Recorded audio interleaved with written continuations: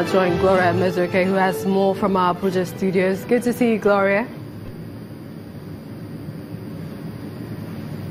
Hello, Millicent. This is a group of young Nigerians who staged a protest in the nation's capital, Abuja, against the non-disclosure of the president's health status. They gathered at the Unity Fountain to vent their anger on what they call the long stay of the president abroad. They are asking President Muhammadu Buhari to resume or resign.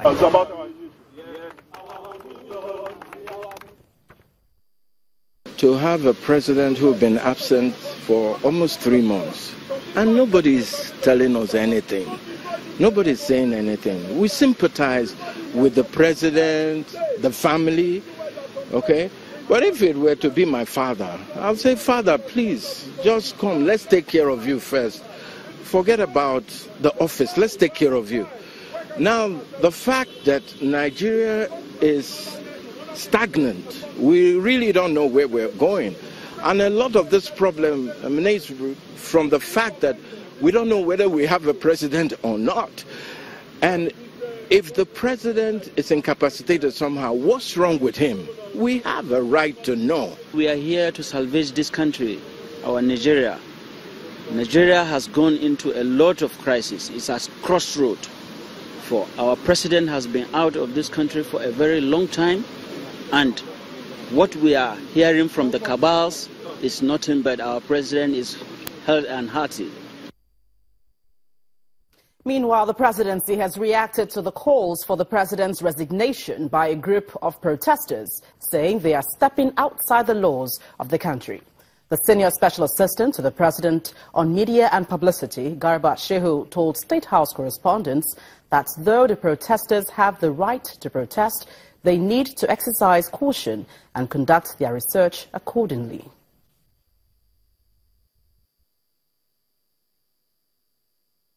Citizens cannot embark on peaceful protest. So we respect their rights to convene or undertake peaceful protests. On the second issue of whether the president should resign or disclose or whatever, I think they are stepping outside the laws of this country. Anyone conversant with the constitution of the country will have noticed, would have seen that the president has complied 100% with the requirements of the constitution of this country.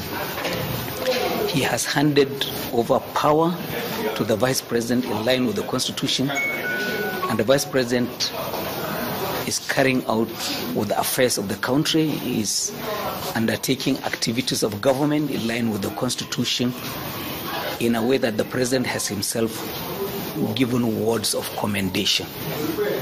So the president has not breached any law. What he has done is perfectly in line with the constitution of this country.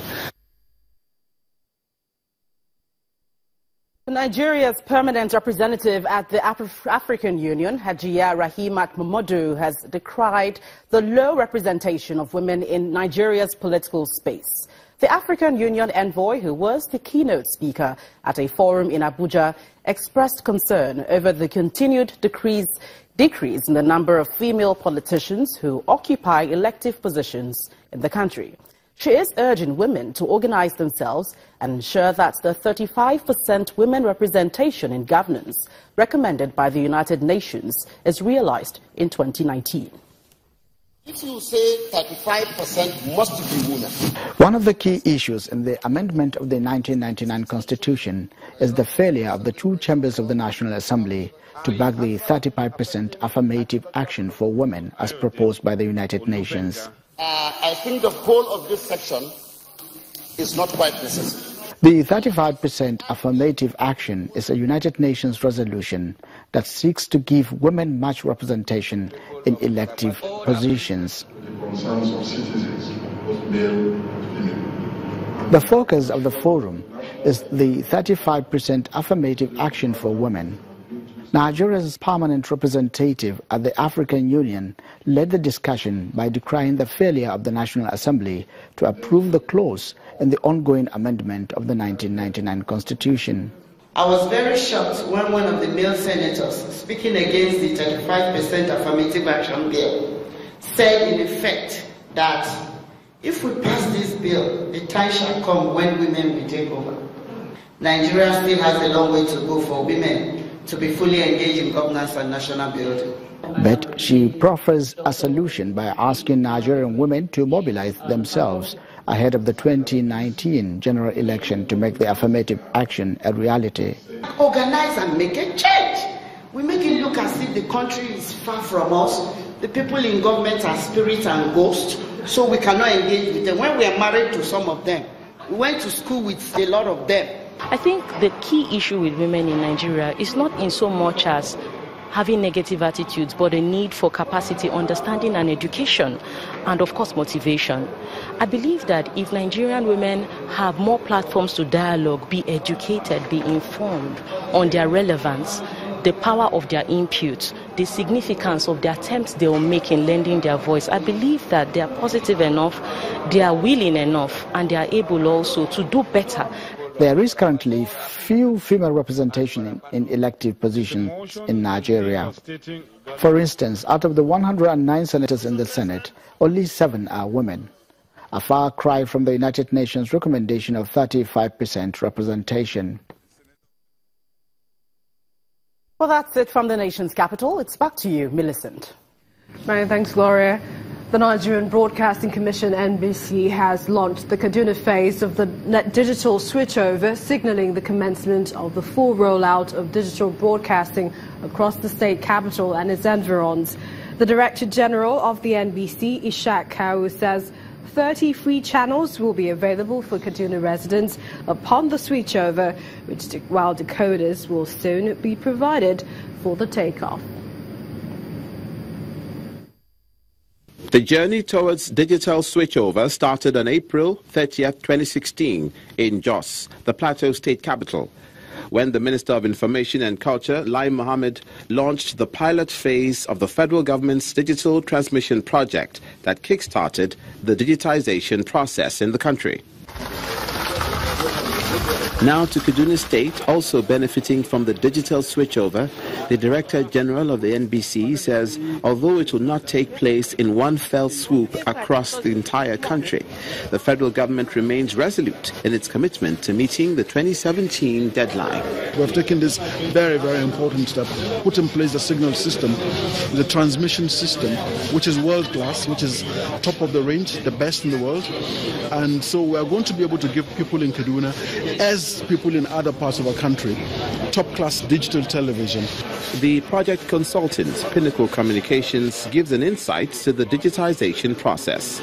The national on air, we have the regionals on air, and we're waiting for local content to be provided so that we can complete our service. The benefits are manifold. They will have a quality service and a multi-channel service. That, I think, is a benefit to them. From the content providers, there's a great opportunity when you have 30 channels to fill to increase content and provide more and diverse content to entertain the viewer, because you have to compete now. The digital terrestrial will entail residents to purchase the decoders to enable them have access to 30 free channels. Up, set and running. We're just doing test transmission. The Harris Gateshead representative is around to commission to make sure everything is ready. The only thing that will stop the public from seeing is availability of set-top boxes. With the launch of the digital broadcasting in Kaduna, industry players say the switchover to digital terrestrial television, DTT, is a necessity for Nigeria as a signatory to the International Broadcast Union Agreement tagged Geneva 2006, which mandated all countries to switch over to avoid sanctions. Well, let's join Melinda Kelami, who has the day's top business stories.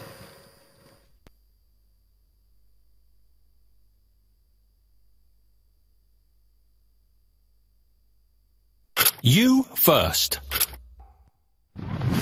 First Bank. Many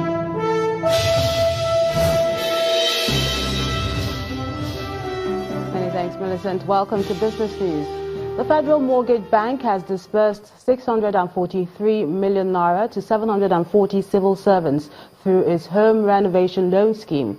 The bank's managing director, Mr. Ahmed Dangiwa, told a gathering in Abuja that the initiative is to help civil servants get affordable housing, which is expected to contribute to their productivity at work. He informed them that more interventions are in the works to give all civil servants an opportunity to own a home.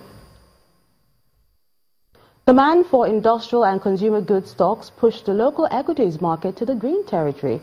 Imana Amawe has details of Monday's trading figures.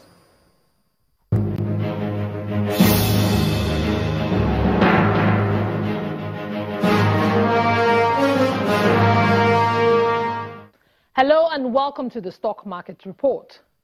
3 of the listed Tier 1 lenders, Access, Zenith and GT Bank, were the most actively traded stocks on Monday as the market awaits their second quarter and half-year earnings.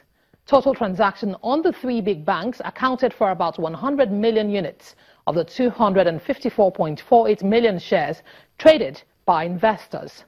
The bulls renewed the gain streak into the second week of the month with a 5th consecutive 0.27% rise in the all-share index. Consumer goods posted the highest value of 2.18%, but a mixed performance from other subsectors was recorded. Total market value increased by over 34 billion naira, ending at a doorstep of an all-new high of 13 trillion naira. The top 3 advancers are Cement Company of Northern Nigeria, C&I Leasing and Dangote Flour, while 27 losers were led by AXA Mansard, AG Leventis and Continental Reinsurance. And that's it on the Stock Market Report. I'm Imana Amawe. US stocks opened slightly higher today, with the Dow Jones Industrial Average touching a new all-time high. VOA Channels TV business correspondent Jill Marangino has more from the Nasdaq market site in New York. Good morning from the Nasdaq market site in New York City. Stocks opened a touch higher with the Dow Jones Industrial Average touching a new intraday high on track for its 9th record close and 10th straight close in the green. This week is relatively busy for traders. We have a slew of economic data, a number of Fed speakers on the circuit, but really the focus is going to be on earnings as we look at consumer staples and consumer discretionary stocks. Right now we have about a 70% beat rate on the top and bottom line, so earnings quality has been quite good, propelling the major averages into all-time high territory, particularly, again, the Dow Jones Industrial Average with Apple really giving it that boost. Recall last Tuesday after the close, it beat significantly, adding almost $60 billion in market cap. So again, that's where the Dow is getting its momentum from. In terms of what expectations are for consumer stocks, retail really is a space of the have and have-nots, and analysts and traders expect that to be the trend for the remaining of earnings this week. Looking beyond that, as the summer starts to wind down, we'll have smaller cap names begin to report earnings, and as of now, really the S&P 500 is beginning to wind down as we go into the slower weeks at the back half of August. From the Nasdaq market site in New York, I'm Jill Malandrino, and this is VOA Channels Business News. It's a positive start for global equities today after a stronger than expected employment report in the United States last week. Here's a snapshot of the market performance for Monday.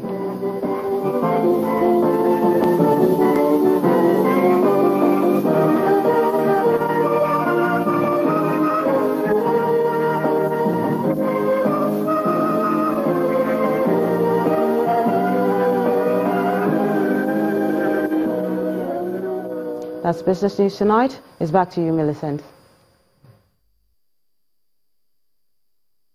You first. First Bank. Many thanks, Belinda. Well, still ahead on the news at 10. It's Nigeria's Gloria Nathaniel. She qualifies for the semi-finals of the women's 400 meters, coming third in Heat 3 with a personal best of 55.30 seconds. That's on Sports News. Please stay with me.